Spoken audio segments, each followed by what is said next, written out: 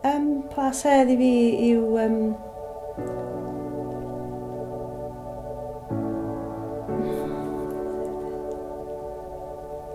fatha cartra arall I fi mewn ffordd. Dwi'n dod yma I weithio, dwi'n mwynhau fy ngwaith, a dwi'n mwynhau gwylio ar ôl y preswylwyr. A just trio rhoi bywyd yn y lle a cael nhw I cyd-ymdynnu a gwneud gweithgaredda a bethau fel. Dim just gwatsiad ar ei hôl nhw ydi o, mae o'n be maen nhw'n dweud, holistic approach, lle ydych chi'n meddwl am bob dim maen nhw eisiau, dim just y gofal. Maen nhw eisiau mynd allan hefyd, maen nhw eisiau gwneud y pethau nhw.